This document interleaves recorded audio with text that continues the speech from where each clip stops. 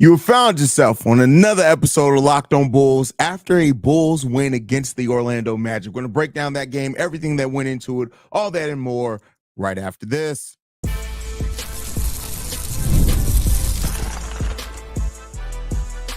You are Locked on Bulls, your daily Chicago Bulls podcast. Part of the Locked on Podcast Network, your team every day. Thank you for tuning in to another episode of Locked on Bulls, member of the Locked on Podcast Network, where it's your team every single day. I'm Haize, host and creator of Chicago Bulls Central and Chicago Bears Central YouTube pages and podcasts. And today's episode is brought to you guys by FanDuel. You can start the season with a big return on FanDuel. New customers can place a $5 bet and you'll get started with $150 in bonus bets if you win your first $5 bet. Visit FanDuel.com to get started. Let's go ahead and get started ourselves talking about this game, the Chicago Bulls against the Memphis Grizzlies. And this game started off extremely ugly for the Chicago Bulls. The Bulls only scored 18 points in the first quarter of this game, while the Orlando Magic scored 33 points. The Bulls then followed that up with back-to-back quarters of scoring 34 points in the second and third quarter. And then it finishes off with one of the ugliest fourth quarters that you'll ever see in basketball, where both teams could not hit a field goal to save their lives for about 6 minutes in the fourth quarter of this game. But with all that said, the Bulls faced the adversity and were able to return from or make a comeback in this game and take the lead. Now, this was all started off initially by a stretch of basketball with Coby White and Ayo Dosunmu both out there hitting good shots, playing solid defense, and that really sparked the run by the Chicago Bulls to where they got the lead down to single digits briefly in that second quarter. They end up going into the halftime down by 10, and then the Bulls just turned on the gas both offensively and defensively in this game and just did exactly what was needed to be done. When you look at this game, the Bulls finished this game with a defensive rating of 98, which is amazing. Keep in mind, league average is 110.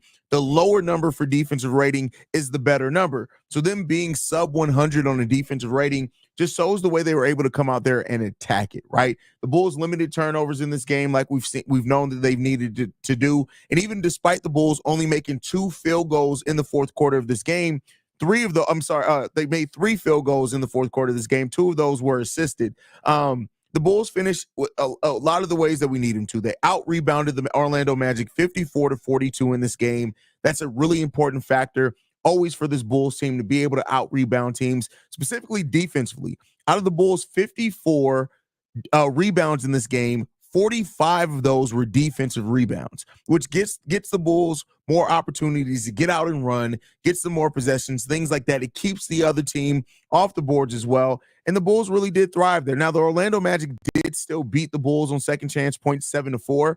But outside of that, you'll take that because you were still able to out-rebound them by such a large margin, specifically on that defensive board, and to keep them from getting even more second chance points. Now, while the Bulls end up shooting in this game 42% from the field, you really got to look at that third quarter specifically. The Bulls shot 46% from the field let me switch that. Wrong stats. In the fourth quarter of this game, the third quarter. Why do I keep wanting to go to the fourth quarter? Why does my brain keep wanting to go to the fourth quarter? In the third quarter of this game, the Bulls shot the ball 50% from the field and 57% from three-point range. And out of making 12 field goals in that third quarter, 9 of those were assisted. That's where the Bulls really started making their swing at. Everybody started getting involved. When you look at in that third quarter, how they spread the ball out as well. 6 points for Coby White, 6 points for Nikola Vucevic, 6 points for Patrick Williams, 9 points for Ayo Dosunmu. There was a lot of players attacking in that game, and that's where the Bulls are really special at. When everybody is getting involved on that offensive side of the ball, it makes this team so difficult to guard, and you really got to love that as well. Vooch keeps up his productive play for the Bulls so far this season. This has just been a renaissance for Nikola Vucevic in this season so far. 18 points, 14 rebounds, 5 assists on an efficient shooting night, 7 for 16. He was 0 for 3 from three-point range, so we didn't get Nikola Vucevic that's been raining threes, but overall, really solid game from Vooch. Coby White chips in 21 points as well, leading the team in scoring, going 8 of 16 from the field in this game, 3 assists, 2 rebounds in this game. But even though some people are going to try to deny it, there were some really key players that really helped swing this game. One of those being Patrick Williams. Patrick Williams had the highest plus minus on this team, even despite only making 3 field goals. Now, he did get 10 points. All 3 of those field goals were 3-pointers. He chips in 7 rebounds, 2 assists, 1 steal. But like Patrick Williams has really done over the last 3 games for the Chicago Bulls, his impact was mainly felt defensively. The impact that Patrick Williams has on this team defensively, I don't know why people keep wanting to overlook it just because he's not scoring at the rate they think he should as a 4th overall pick. He really balled out in this game as far as on the defensive side of the ball. He guarded Wendell Carter at times. He guarded Paolo Banchero at times. He guarded Franz Wagner at times. And specifically in the second half of this game, Patrick Williams, you could not get past Patrick Williams on the defensive side of the ball. He played such an instrumental part of this team being able to win this game down the stretch, and you just can't deny it. And then, of course, Josh Giddey. 20 points, 4 of 4 from 3-point range, 11 rebounds, 5 assists, 1 steal, the second highest plus minus on this team at plus 11. And the way that Josh Giddey's confidence has been building over the course of this, you got to keep in mind, Josh Giddey's basically spent an offseason after being unplayable in the Thunder's last playoff series, basically. Over the course of that season, losing his position, losing his role, right? Being forced to be more of an off-ball player. Then you go into this offseason, the Bulls make a trade, and it's been nothing about what Josh Giddey is not, more so than, and completely overlooking that at 22 years old, Josh Giddey still has tremendous upside in this. Josh Giddey is having the best season of his career. And you really can't deny that. He's shooting the ball over 47% from 3-point range now. 47% from 3-point range. And I said this over on Central. I'm going to say it again over here. I just want to bring it over here as well. We in Chicago so long have had players that have been young, that have had some promise, that haven't really been able to grow their game. We are seeing Josh Giddey. Yes, it's his first time here in Chicago, but he is growing his game. On the season, Josh Giddey is averaging 15 points per game. 58%. I was wrong. He's 58% from 3-point range now. Now, is that going to be sustainable? No. But what he's bringing, 8 rebounds, 6 assists, right? Josh Giddey is bringing a lot, and we really felt that in this game. But we'll talk about more about Josh Giddey in the second segment of this episode, because I really want to talk about how he could be proving some of his doubters wrong. But overall, man, this Bulls team was a big team effort. Ayo Dosunmu had his best offensive game on this young season as well, really making an impact for the Bulls on both sides of the ball. Like I said, Ayo was such a spark plug, especially in that second quarter for the Bulls, and that maintained throughout this game. He was 6 for 8 from the field. He's now put together 2 games of scoring over double digits, and so we could be seeing Ayo Dosunmu really start hitting that ground running and getting to where he needs to be as well. So, that's something to continue to monitor as he just keeps getting in rhythm, right? And I know it's when players finish the season strong, which Ayo Dosunmu did, it's kind of easy to just say, hey, they should be able to start that season off like this. Ayo's playing a much different role than what he played last season. Even though he started off last season coming off the bench, he finished it as a starter, averaging over 16 points per game. While Ayo Dosunmu has not showed that scoring prowess yet, he's always made an impact defensively so far this season for the Bulls. But now we're also seeing an Ayo Dosunmu that the offense is starting to come around for him. And listen, it's 5 games into the season, right? We still got plenty of games left to be played. We got 77 games left to be played. There's going to be more than enough time for Ayo Dosunmu to continue to show what he can bring to this Bulls team, right? And that's what you got to love. So Ayo Dosunmu, he's starting to come out of his shell a little bit, starting to come out of that knock off that offseason rust. And I think Ayo Dosunmu is going to have a really strong finish to this season. And while, Dalen Terry made plays, Julian Phillips made plays, all that, with the Bulls missing 2 of their key bench players in this game, in Jalen Smith and also in Lonzo Ball, the way that this Bulls team and this bench performed, 22 points off the bench, still getting it done defensively as well. This bench unit continues to be the thing that really changed the tide defensively for this team as games goes on. I really love what we saw from this Bulls bench. And in totality, getting this win for the Bulls, this was probably the Bulls' best win on the season, beating a young, scrappy, great defensive team in the Orlando Magic, and let's see if the Bulls can build off that. But we're going to build off this first segment that we had here, and we're going to get ready to get into another one where we're going to talk about Josh Giddey and ask, is Josh Giddey starting to slowly but surely prove his doubters wrong? But before we get into that, we got to get into a message from FanDuel. All right, Bulls fans, you guys know I've been talking to you guys about FanDuel for quite a while, and right now you can get ready to tackle the NFL action with FanDuel, America's #1 sportsbook. Because right now, new customers can bet $5 and get $150 in bonus bets if you win. That the FanDuel Sportsbook app gives you everything you need to place live bets on the NFL all in one place. So when you get the hunch in the middle of a game, you can check out the latest stats, view live play-by-play, and so much more on the same page where you place your bets. I can't stress enough how much this is a great tool to you guys that do bet, to be able to get all the information that you need to place an informed bet all on the same page where you can actually place your bets. Just visit FanDuel.com to get started today. You'll get started with $150 in bonus bets if you win your first $5 bet. That's FanDuel.com. Again, that's $150 in bonus bets when you win your first $5 bet. Never waste a hunch and make every moment more with FanDuel, the official sportsbook partner of the NFL. All right, Bulls fans. So I want to have a conversation here about Josh Giddey, right? And I already gave you guys the stats for Josh Giddey so far to start off this season. Josh Giddey's really performing really well. He's getting closer and closer to that 17, 8, and 7 guy he was with the OKC Thunder, but with an added wrinkle, right? Josh Giddey is hitting his three-point shots at 58% so far this season. And part of that is due to the fact that teams are still not playing Josh Giddey at the three-point line until he hits a couple of them. And what we're seeing so far is that when he gets in rhythm, Josh Giddey's staying in rhythm, right? And then so by time the defenses are adjusting and then saying, hey, we got to play Josh Giddey at this three-point line, he's starting to do other things. Now he's taking you off the dribble. Now he's dishing it off with those creative passes that he has. Now he's doing all those type of things, right? Josh Giddey is really, I feel, starting to prove some of those doubters wrong. And I think at some point, Bulls fans have to learn to separate the fact that we sent off Alex Caruso and didn't get any picks back with the player that Josh Giddey is and who he's still turning into, right?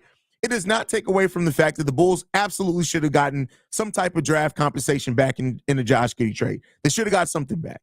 But what you did get is a young point guard who's a playmaker first and that still is barely scratching the surface of what he can do as a Chicago Bull. And that's what you got to love to see from him. And I think that as this season goes on, you're seeing defenses adjust to Josh Giddey, but I think also fans need to adjust to Josh Giddey and some of that criticism that they had. Criticism is fine. There's no player that's above criticism. I want to be clear here, right? And Josh Giddey has his own faults. The three-point shooting, that'll be a ridiculous rate to keep it at. He's not going to stay at 58%. But I do think that Josh Giddey has shown an ability to hit it, that even if it ends up being a consistent 37, 38% from three for Josh Giddey this season, that's still a really good percentage. And so that's what it comes down to, right? The way that this Bulls team is playing, Josh Giddey has very much so been the engine a lot of times for this Bulls team. And I think sometimes some people really overlook the fact that Josh Giddey has his moments defensively as well, where that he plays defense, right? Now, he's always going to have his defensive limitations as just a player that just has limitations. But I think when you really look at it right now, Josh Giddey is really performing pretty solidly for this Bulls team. And, people aren't going to want to wake up to it. There are going to be people who want to keep doubting it. There's going to be people who want to still look at Josh Giddey, and they are going to want to wake up to who Josh Giddey is and what he's becoming. But I do think that ultimately you're seeing a player that, he's doing what we want our young players to do. He's adding to his game. His confidence is being built.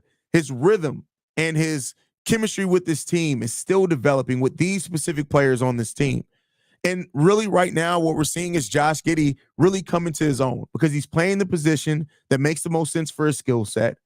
As a point guard that's pass first, he's gonna be able to adapt to really any type of lineup you throw him out there. He's shown that already, right? And the question isn't about can Josh Giddey be a good basketball player? It's how good can Josh Giddey be? And I think we need to start shifting our thinking to that. Now, he's going to have some serious limitations. There's going to be a certain type of players that you're going to want around Josh Giddey to get the most out of him, right? And that's team building. That's roster building. You're going to want that on any team. But I think that as this continues to go and develop, that Josh Giddey's showing the Bulls a lot. And I, for one, got to tip my hat to Josh Giddey and what he's been able to do so far, man. Yeah, for sure. Boski says Giddey got to get to the All-Star break shooting 3 above 40% for me to believe. And that's fair. Listen, I want to be clear here. All the pessimism around the three-point shooting is fair, right? Because he hasn't done it before. And that's why I did say, like, if he can hover around 37, 38%, it's still tremendous growth. The most that Josh Giddey's ever shot is 33%. So if you go from 33 to 37, 38%, that's a huge leap on taking the same volume that he's always taken, right? So it's not like he's shooting a better percentage with taking less volume. He's shooting it the same. So, that's what you want to see from Josh Giddey. And I also got to say, Zach LaVine as well. Zach LaVine went 2 of 9 in this game, and that kind of is what it is, right? But 10 rebounds from Zach LaVine today. He did some other things. And then you also like to see the way that Zach LaVine's performing out there as well. Like, this team is really starting to come together. They're really starting to come together.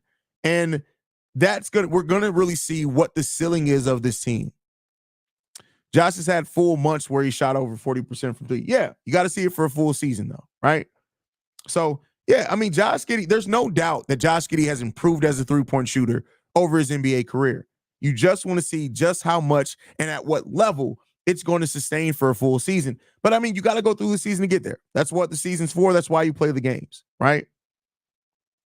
So that's what it comes down to, man. Just got to keep performing. Josh Giddey's playing really well. And overall, just how this team is really, it's coming together, man.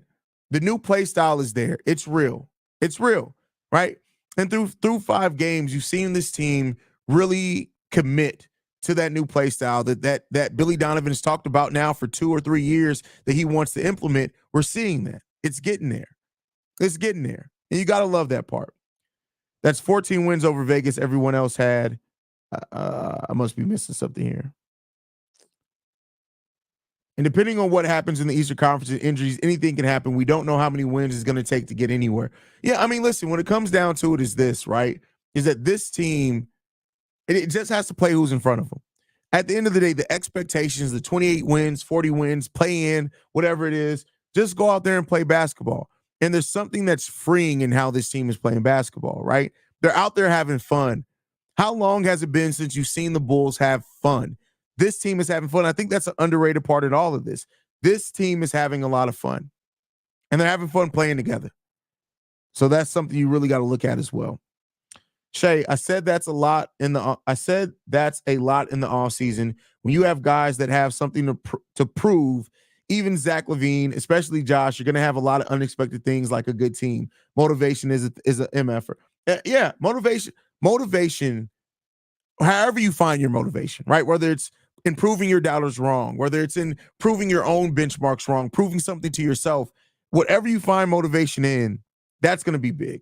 That's going to be big. And so this team is forging it, man. This team is finding its path. It's finding its way. And we just got to hope that it's going to continue. And that, as we get players back, as Alonzo gets more in rhythm, we know Alonzo's going to be out 10 days. That's going to suck. Jalen Smith in this before this game was actually cleared to play because of the ankle thing, but then it was a knee thing that ended up having him sit out. So, we'll get an update on that to see how long Jalen Smith is going to be out. But we did get to see some Adama Sanogo today. Adama looked kind of out of rhythm and things like that. That will come with playing more NBA minutes. But at the end of the day, we'll continue to see how it's going to go, man. The Bulls got things they're going to work on. The Bulls have things that they're working on. And the Bulls have things that are really going in their favor so far. We just got to see how it's going to continue. And that's what we're going to talk about in the next segment is, can the Bulls keep winning? Can they keep winning? How can they keep winning? We'll look at their upcoming opponents right after this.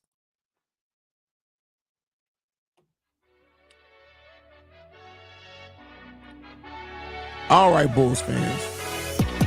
Want to thank you guys for tuning in to Locked On Bulls, making Locked On Bulls your first listen every single day.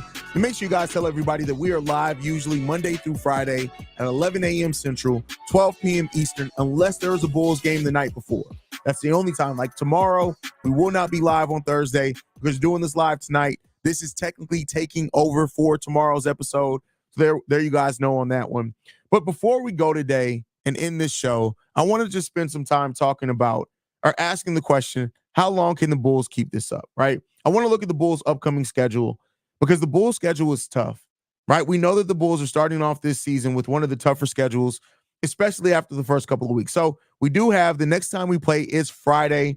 That's against the Brooklyn Nets. I would hope that the Bulls are able to win that game. Now, Cam Thomas is scoring the most points in the fourth quarter. And to many people's shock, the Brooklyn Nets are 2-3 so far on this season. 2-3. They just won today against the Memphis Grizzlies, which is crazy to say, right?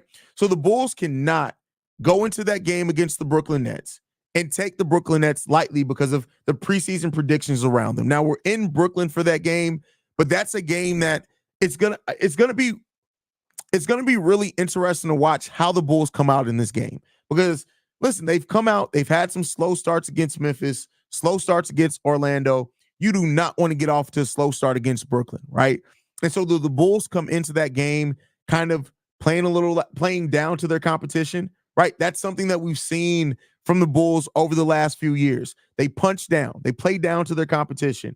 You don't want to see that happen this time, right? So really looking at the start of that game, of course, the finish, we want to finish with a win, but that's overall what I'm looking at there. Then we have another winnable game Monday against the Utah Jazz. Now, the Jazz are another team that you don't want to take lightly because they've matched up well with the Bulls in the past. I do think that this is a team that really doesn't have very much motivation because their front office doesn't believe in them. They're winless so far on the season, so take that for what you will. And then we start getting into the crap, right? After that game Monday against the Utah Jazz, we got the Dallas Mavericks, the Minnesota Timberwolves, the Atlanta Hawks, the Cleveland Cavaliers, the New York Knicks, the Cleveland Cavaliers again, the Houston Rockets. That takes us to November 17th. Those games are going to be hugely important to tell us how good this Bulls team is going to be this season, in my humble opinion. That's what I personally feel, right? If this team makes it out of that, makes it to that November 17th date, right? Sunday, November 17th. If this team is locked in and can have a winning record, I'd even settle for being 500. Right? I don't even know if we play an even number of games to be at 500, but I said what I said. If the Bulls can make it to 500 or around 500 around that time, to me, that says a lot about this team. At that point, that's where I will personally start changing my predictions on how many games this team could win. Because if you make it out that and through that gauntlet, I don't care if you're one game above 500. I don't care if you're right at 500. If you make it out that, and it's also about not just the record, how you perform against those teams. If the Bulls make it through that and play well against those teams, or in those games against those teams, keep in mind, most of those are on the road as well. If the Bulls can do that, that's what will change my opinion on this Bulls team quite a lot. Quite a lot. 6 games in 8 nights. That's a tough stretch. And if they can make it out of that, man, listen. I tell you what. I still have my 30 to 35 win prediction right now. But I may be joining you people that said that the Bulls could win 40 games if they make it out of that stretch looking good. And that's what you want to hope to see from this team. And we'll see, man. We got to make it through healthy as well. We got to be healthy through that stretch. You got to be healthy throughout that stretch. Because Hey, one thing that I did not talk about, Zach LaVine looked like he dinged up his shoulder in this game. And if Zach LaVine ends up having to sit for a while with a shoulder injury, everything changes because that's how good Zach LaVine has been for this Bulls team so far this season. So let's hope that that's not the case, man. But yeah, overall, really excited. Like these last 2 wins have said a lot. Oh, so we did say, so Zach LaVine did get x-rays on the shoulder after the game. Everything came back clear. So good there. If he does end up missing any time, it's literally just because of soreness. But doesn't seem like that's going to be the case. So take what I said about Zach LaVine being worried about him missing time. Seems like all that's good to go. So there you guys go on that. That's my time for today. Thank you guys so much for tuning in and listening to Locked On Bulls. I also want to inform you guys that Locked On Bulls now has a newsletter. Introducing the Locked On Bulls daily newsletter, your one stop for ultimate team and league coverage delivered right to your inbox. Sign up for free now at lockedondaily.com. That's lockedondaily.com and start your day with the all new free Locked On Bulls newsletter. If you guys want to follow me, you can do so at CEO Haize. If you want to follow Locked On Bulls, you can do so at Locked On Bulls on every social media platform. Thank you guys for tuning in, and I'll see you lovely and beautiful people on Friday. Love you guys. Go Bulls. See red. Peace.